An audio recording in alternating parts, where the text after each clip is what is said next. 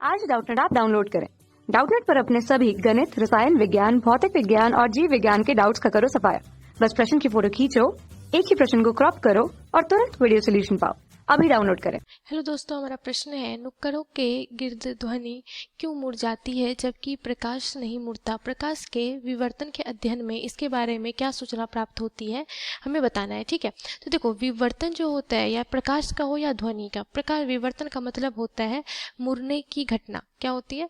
मुड़ने की घटना। तो अगर हम प्रकाश की और ध्वनि के विवर्तन की घटना को अलग अलग देखें तो हम समझते हैं। ठीक है, इसे एक उदाहरण से सबसे पहले मान लो कि ये एक दीवार है। ठीक है, और दीवार के दोनों तरफ क्या है?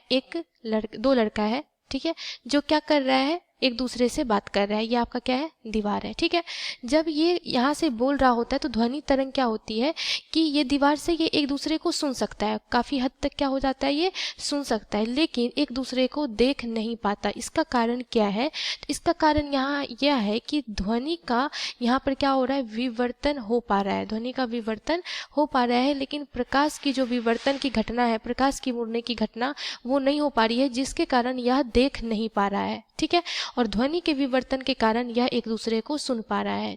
तो होता क्या है कि अगर विवर्तन की घटना में मान लो कि कोई हमने यहाँ पे अवरोधक रख दिया, तो प्रकाश के मार्ग में जब आप कोई अवरोधक रख देते हैं तो अगर इस अवरोधक का आकार प्रकाश के तरंग दैर्घ्य के कोटि का है, मतलब उसके रेंज का है, तो प्रकाश क्या होती है कि इसके किनारे से टकरा करके मुड़ने की घटना को प्रदर्शित करती है। ठीक है, मुड़ने की घटना को क्या करती है? प्रदर्शित करती है कुछ इस प्रकार से।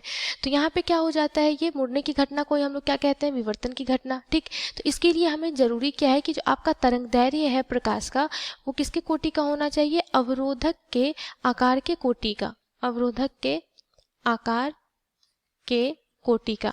इसका मतलब है कि कोई भी तरंग, चाहे वह ध्वनि तरंग हो, प्रकाश तरंग हो, कोई भी तरंग हो, तो ध्वनि तरंग के लिए भी विवर्तन की घटना होने का कारण क्या होगा कि वहां पे दीवार जो है, मतलब यहाँ पे जो अवरोधक आपने दीवार लगा रखी है, उसका जो आकार है वो ध्वनि के तरंग दैर्घ्य के आकार, ध्वनि के तरंग दैर्घ्य के कोटि का है, तभी वहां पे प्रकाश की ध्वनि की विवर्तन की घटना संभव हो पा रही है। क्योंकि श्रव्य ध्वनि जो होता है आपका, वो 20 हर्ट्ज तक के कोटि का होता है। ठीक है, तो 20 हर्ट्ज का मतलब क्या है कि ये जो दीवार जो होगी वो कितना मीटर लंबा है, तो वो इसके कोटि के अंतर्गत आ जाता है, जिसके कारण ध्वनि के तरंग की विवर्तन की घटना संभव हो पाती है। लेकिन अगर हम प्रकाश तरंग की बात करें तो प्रकाश तरंग की जो तरंगदैर्घ्य होती है वो लगभग एंगस्ट्रॉम में हम मापते हैं, जो 10 की घात -10 मीटर के कोटि का होता है।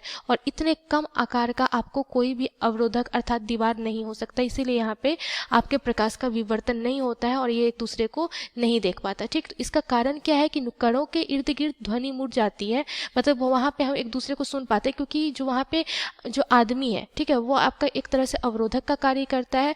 जो क्या होता है कि एक आदमी का जो भी लंबाई होगी, चौड़ाई होगी, वो ध्वनि तरंग के आवृत्ति, ध्वनि तरंग के तरंगदैर्घ्य के कोटि का संभव हो पाता है। लेकिन प्रकाश तरंग की आवृत्ति काफी कम होने के कारण वहां पे वह नहीं मुड़ पाता। ठीक है, तो इस तरह से हम ये कह सकते हैं कि किसी भी प्रकाश के विवर्तन की घटना, प्रकाश के विवर्तन या फिर किसी भी तरंग के विवर्तन की घटना होने के कारण जो आप अवरोधक उपयोग में ला रहे हो वो उसके तरंगदैर्घ्य के कोटि का होना चाहिए। धन्यवाद। कक्षा 6 से 12वीं से लेकर नीट, IIT, JEE वो एडवांस के लेवल तक 1 करोड़ से ज्यादा छात्रों का भरोसा। आज ही डाउनलोड करें डाउटनेट ऐप या व्हाट्सएप करें अपने सारे डाउट्स 8400 400 400 पर।